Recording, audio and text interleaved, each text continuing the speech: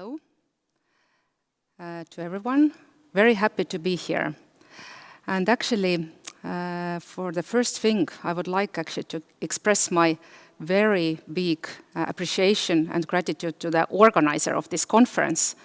Because let's be honest, this is a rather interesting times we are living, and actually the situation around us, it's definitely not what is very usual one.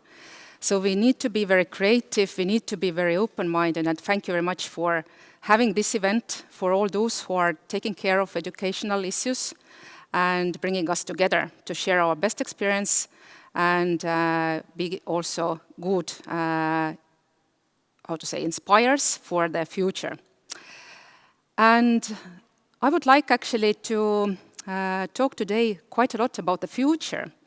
I am today here representing rather recently established governmental authority called Education and Youth Authority in Estonia.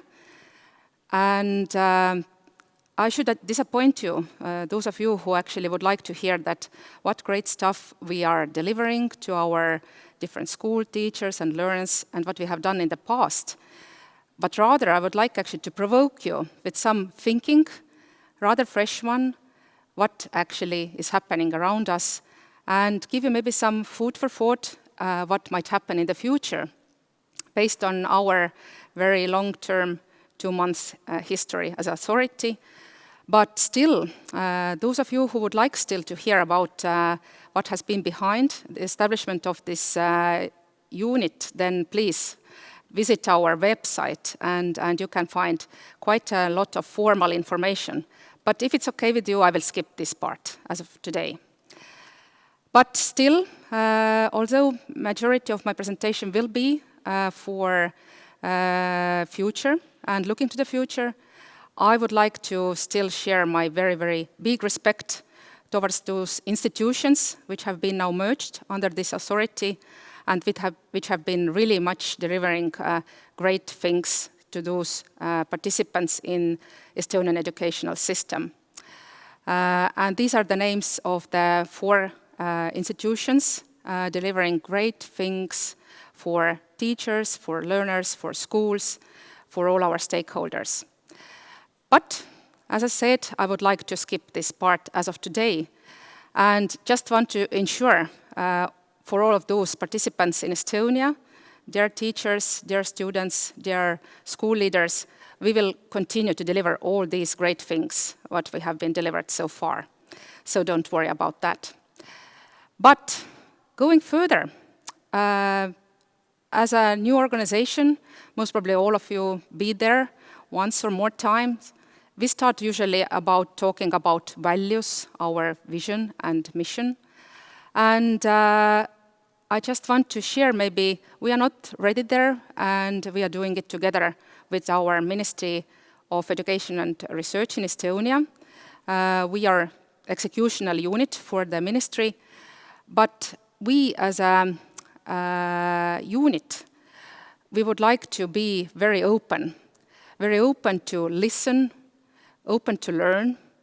And I think that maybe something what ministry cannot allow, we can do some mistakes. And we are planning to experiment. We want to pilot, we want to prototype, we want to understand which is actually the best way further. And we want to learn all the time to be very competent, to contribute in the best way that we can. We are more than 400 people under this authority, and this is something that is really important for us. But unlike maybe it's usually in Estonia, we are very much talking about issues and problems, and I think it's a great start for any sales pitch, starting to state what is the problem we are solving. I should start that I think we are very solid foundation with education in Estonia, and we have very strong ground to go further. As already was mentioned already in the intro, we have very highly international scores in PISA tests. We have very good results in vocational education. If you look at the attendance to this level, I think it has been almost time high admittance what we have had. And Also, we have strong youth organizations contributing all the time to the different activities.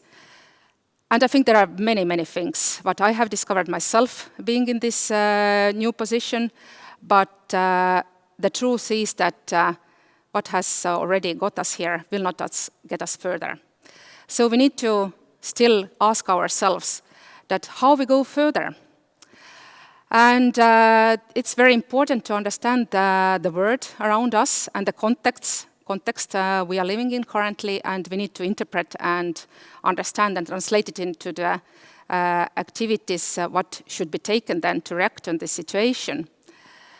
And if you look at the different sectors, how they have been performing, we definitely see that there has been very many areas and sectors which have higher potential for automatization, and some sectors which have been already leading digitalization experience, for example, like financial sector and so on and so forth. But as you can see also that in the bubble in the left corner, in educational part, there is not so much what we can automate, but I think that we have quite a lot of things what we can digitalize.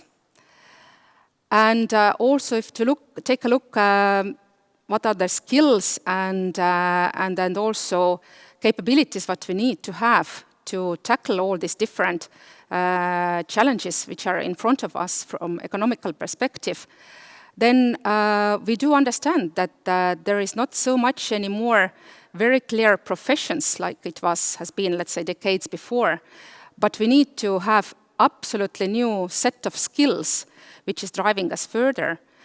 And these skill sets are very, very different from these ones, maybe which were very important like 20 or not talking about 50 years ago. We need to have very high adaptation skills and also continuous learning skills and high creativity, and definitely technology is something what is very much should support all those changes. And regarding the educational part, this is, I think, one of the few slides to look at the past.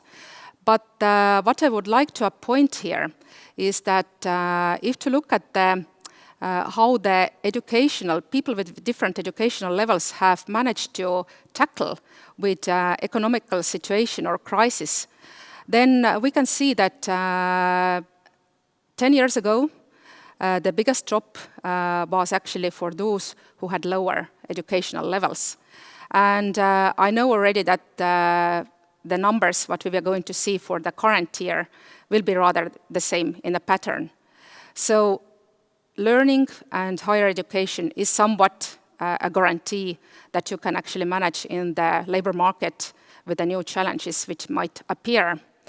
A bit interesting thing here, what maybe you cannot see, but still there is a slight indicator that those people who have been having like master or PhD degrees, they have not taken this increase of the economical cycle so well as people with a lower education. So, but let's see if we see the figures for the current year. My prediction is that this will be exactly the same pattern as it was 10 years ago. But going further, as I mentioned, environment around us, we know where we are in 2020. And this environment, it has caused us to rethink very, very many things for us. As parents, as human beings, and definitely it has been very, very challenging year for those working in educational part. And the questions have been that what does actually mean to have access to education? How we actually should teach our learners? What are the tools that we do have or we don't have? And how we can be competitive in the environment where actually the sectors are falling apart in a few months. And this was, I think, the picture what was in our minds or in front of us in spring. We had plenty of different new issues, and it was quite a messy word, I should admit. Lots of digital tools, lots of new challenges. Schools were tackling with questions how to get and receive data and send tasks to the students and so on and so forth. And I think that here I should take also time to make a very, very show big respect towards our all students, teachers, schools, parents. I think it has been incredible effort. But we did it, and we did it together. But I think this mess is now something what we need to solve going further. And what we learned is that learning from distance, it's something what might be not bad at all in the longer run. If we consider, let's say, labor market, because we have the very strong responsibility in educational system, we are preparing our people, our citizens, for being happy human beings in the future and tackle all the issues when they are adults. And I think that if we are thinking about working from distance, I think this is also a special skill, and we need to prepare the people to deal with that already in the schools. And it's starting from very basics. We need to understand what kind of tools we need in our hands. What is the data, infrastructure, and different items, applications that we are using. And then, of course, the learning content and methodology we are using, it's not anymore applicable that we are taking something from the analog world and just transforming it into the digital. We need to develop absolutely new tools which are suitable for teaching and learning from the distance. And also assessment. I think assessment tools, this is not anymore just controlling that have you managed to acquire all the needed knowledge. I think we need to integrate assessment much more into our daily operations to understand that is this learning in progress? Do we have some drawbacks? Should we improve or something like that? And of course, we need to have very strong professional development, but should be continuous for our teachers and also school leaders. And then be there that we need to actually have all the parts in place to afford personal education. Because I think this is now almost a daily situation when we see that some students are in school, some are at home, some might be sick and they are just for caution at home. And it means that actually every person should have a almost individual treatment, and we should face this challenge and respond to that. And going further, I think that we need to build up the infrastructure and data structure in a way that it will going to be beneficial for all participants in this educational ecosystem. It means that we have right tools for teachers, we have right interfaces and dashboards for the students to understand where they are progressing, where they need to have some help. And I think we have fantastic technological capabilities now around us, what we need to capture much more and integrate them into our daily work. And this is something that we now plan to do with our new organization. We want to start this journey. We have actually started already with some prototyping. We want to also to use AI to actually do some predictive modeling. And we are already starting this journey. But definitely, the question is that we will not do it alone. I was a bit smiling seeing this poll before, presented by Thomas, who has been the catalyst for the changes. I think that there is no single one right answer. It's not even enough of two. There is a great partnership and great courage what we need now to go further. And this is leaders from different educational organizations. We need to have piloting in place, including teachers, students, and of course, I think we have a fantastic technology sector, what we need to also encourage, because I think that this is the sector what is believed to grow very fast in the upcoming 10 years. It's almost, let's say, 50%, what is according to some predictions. And just to remind you that our new organization is here to listen, to learn. We're going to experiment, and I think that we will try to be as future-looking as it's possible with the help of our partners. And I think that this is a challenge, what also gives very many big new opportunities who are all participating in this ecosystem. And this is something what we do together. We should do it smartly.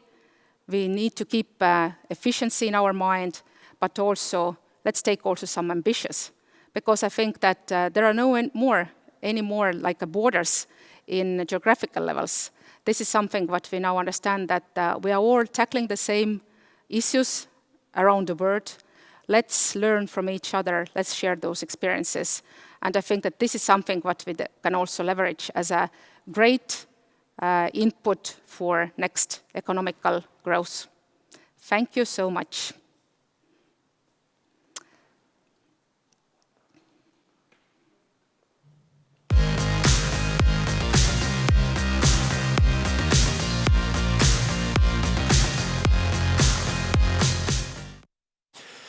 So, thank you, Ulla, and we'll go on with the Q&A session here. So I encourage every participant to post the questions also, so that it would be of some help to me, and we can address the right questions from the world and get the answers from Ulla. But let me kick off with the digitalization and the individual pathways and data-driven solutions and data-driven education. So that is what the world is tackling today, wherever we look. But at the same time, OECD has expressed concern about inequality, what technology can create, because it is not accessible to all people in different places. So how, or what is your sort of answer or solution, how to tackle solve the problem of education accessibility from a point of view of technology, so that no child is left behind because of the lack of technology? I think it's an extremely valid question, because I think that here is always a question that how much public sector should intervene into the providing the services, and what is the obligation of the state, and where the private sector should have a bigger possibility. And regarding the technology, I think that there are some things which are very important for the state to take care of, and this is something what is related with the basic infrastructure, what should be provided for the schools, also different, also I would say some tools would be good to have, I think, arranged by the state, because if you, let's say, take a look now what happened on the spring, then I think this messy word, what was also for the students and teachers both, it showed that actually maybe some standards would be good to develop. And then, of course, it's up to we have rather autonomous school system in Estonia. It's up to then to the school to decide, is it now suitable set of the technology or not? But generally, I agree that here is a bit like a conversation or public discussion is needed, that what is now the role of the state to provide this technology, at least to provide the education at the level what we have promised to our citizens. Clear. But I'll take now questions from the conference participants. I'm very happy that they have joined in so actively. 11 persons asked the question: do you plan to develop a countrywide technology platform that would support distance learning, but also support in daily studies in regular circumstances? I think it's ambition is there, for sure. And I think that luckily in Estonia we have quite a lot of experience regarding development of public sector services, and we have very good infrastructure developed for our citizens, and we already enjoying quite several services like tax declaration or medical care, digital stories, and so on and so forth.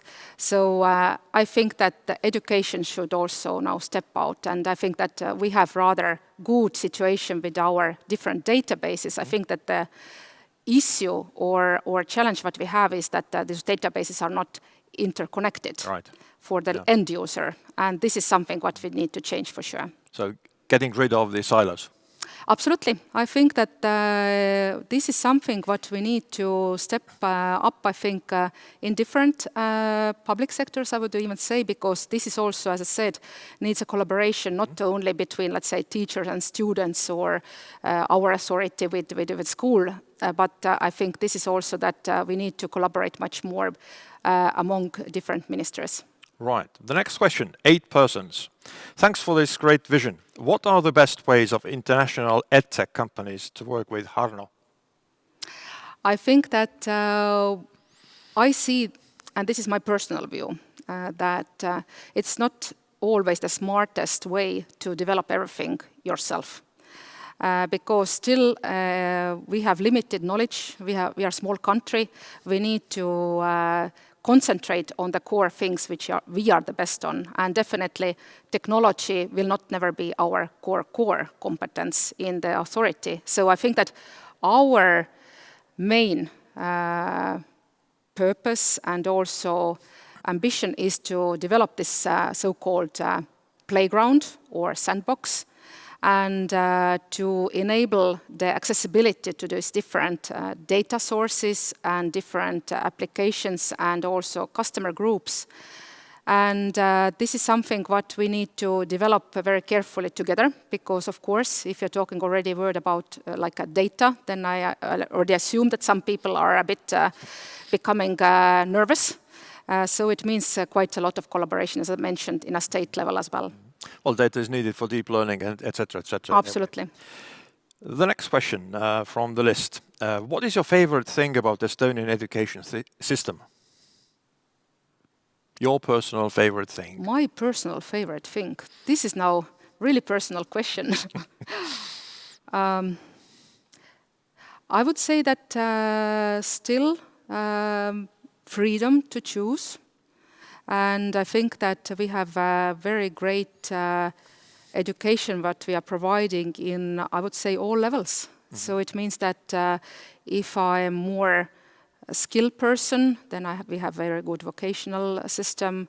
If I'm more leaning towards the science and research, I think that our universities have a very, very good playground for that. Mm-hmm. So definitely we have plenty of problems and issues as well, but I think that everyone should choose and find something for yourself.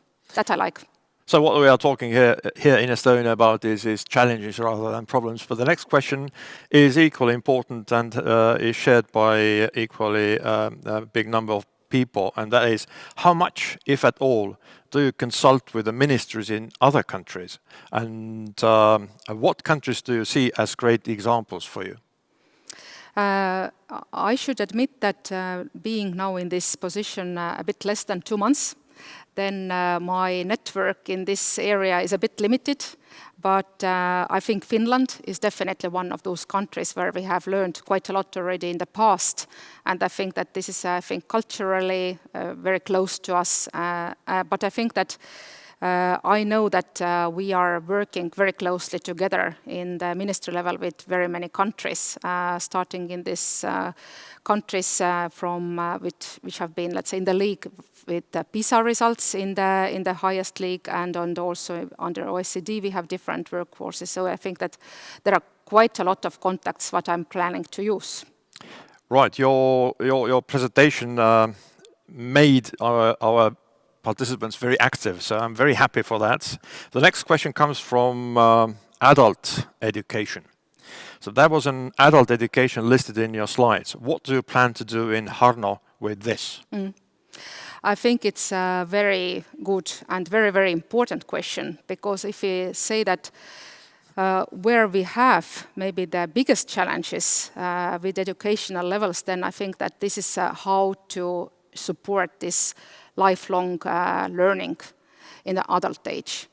And we have quite a limited playground, I would say, and I think that we need to collaborate much more among different stakeholders to provide this variety of the different trainings and also retraining opportunities what we're offering, I think, quite well to unemployed. But I think that this should be available for every private individual. And I would say that one of my slides were referring to this skill set.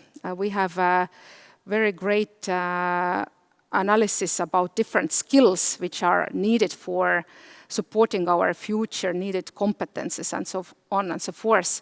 And based on that, I think that we should provide through this personalized educational path also capability to track the skills, to understand what skills should be maybe improved.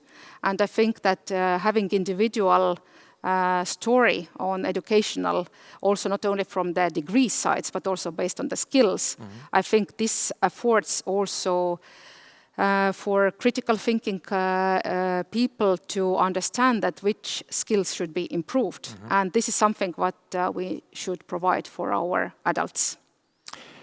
Thank you very much. And we'll move on to collaboration from a slightly different angle. What kind of support are you, I mean, Harno most probably, to offer to schools in order to enhance their access to new edtech solutions? I think, as I mentioned, that this ecosystem is rather complex because I think in the middle is, of course, is the learner, in my word at least. And I think we all others should find the best ways how to actually to develop the best solutions for those who are learning, but also for those who are supporting the learners. And I think that our role as an institution here is definitely to provide different trainings and also possibilities how to use these different solutions, but also to inform proactively about all those possible new solutions. Because I think, as I mentioned, we cannot do it alone somewhere in the corner and say that this is now the solution. Dear schools, please take those solutions. We need to develop them first together with those who have a courage to pilot. Then we need to a bit maybe fall and then stand up again and go further with a better solution. So I think this is a continuous open discussion and information sharing, as I see it, between us and schools. Technology is great, and the expectations we have for artificial intelligence are also great, but we can't do without human beings. No. The next question is, it has moved away, even upvoted. No, let me find it. And this upvoted it was about teachers. And the question is about motivation. Where should teachers find motivation to continue for the next 4 years with all those digital things and hybrid teaching learning situations? As I think already mentioned before, that I think that during this spring, the respect towards the work what teachers are doing, I think it rocketed very high, because everyone understood what is actually the meaning of the work and the importance of this work. And I believe that technology helps the teachers to save time. I have been also talking to several school leaders and teachers also during my past 2 months. And I understand that this messy word is something what we need to solve first. But technology should help to save time, because I think this personalized education means also that every individual learner should get this attention from the teacher. And I think that we should help teachers to avoid those routine things which can be taken over by technology. But I think that to interpret what we see from the assessments, or what are the discussions, or through coaching or whatever methodology for the students or learners, this never disappear. So I think I would say that the role of the teacher is becoming even more important. Right, and our time is coming to an end for this session, but people like stories. The next and last question to you is, again, personal, so you can choose whether to answer or not. Okay. But the question is, how did COVID-19 affect your personal life, and what were your learning points for the future? Yes, it's a very personal question, but I would maybe answer this a bit more professionally.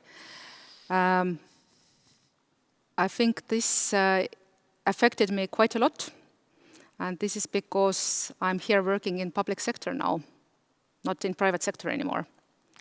So thank you very much, Ulla Ilisson, for the keynote and for the question and answer session. Thank you very much. Thank you very much.